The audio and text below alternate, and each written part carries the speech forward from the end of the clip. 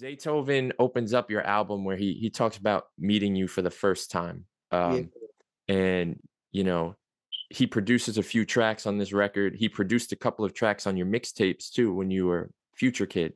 So, yeah. what do you remember about meeting him for the first time and then eventually like getting to work with him that first couple times or whatever it was? Boy, I'll never forget, like, cause back in them days, like we was running around doing open mics, free shows. We weren't getting paid no type of money. So it was one Friday night, and it was a show that church had going on. You know what I'm saying? Was a free show, not paid. And it was just one of them nights I was like, bro, I don't even feel like doing it, bro. I don't even feel like going. I'll never forget my cousin was telling me, he was like, nah, bro, let's just go. We ain't got nothing else going on. So we all went. It was like five of us. We all went, we walked in the church. And I'm on game, like as far as like hip hop culture and like producers, rap and all that. So as soon as we walked in, the first person I seen was Zay, like on the keys, like the first person I seen. So I turned to my partner like, bro, that's Zaytoven right there, bro. And I don't think he ever seen what he looked like. And I knew what he looked like. You feel what I'm saying? So I was like, nah, that's Zay. So as soon as they called me up, like I'll never forget, like I did my set and I just went crazy with my set. And after the show was over with, I went over to shop it with him and he ended up saying he rocked with what I was doing.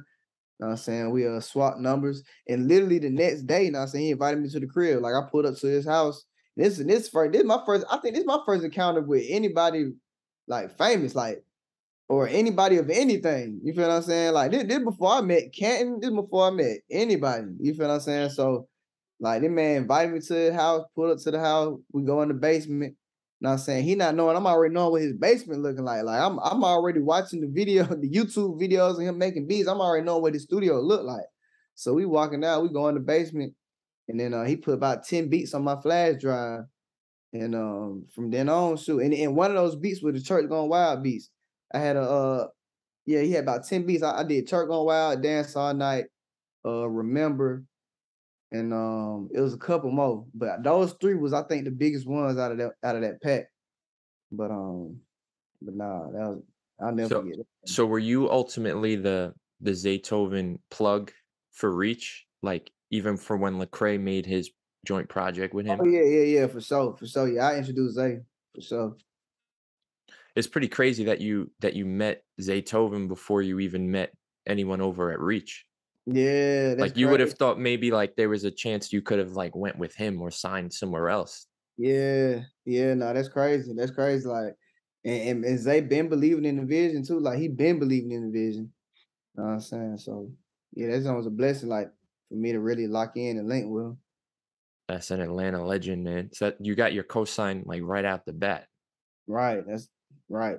Blessing. Like that's not too crazy. And then I got an interlude on the album too, where they when they first played Church Gone Wild on V103. Like that's one of the biggest stations in the city. Yeah. Saying, and I'll never forget that moment too. Like that was a moment for the culture too. Like just having them going crazy on the radio like that for Church Gone Wild, like that was hard.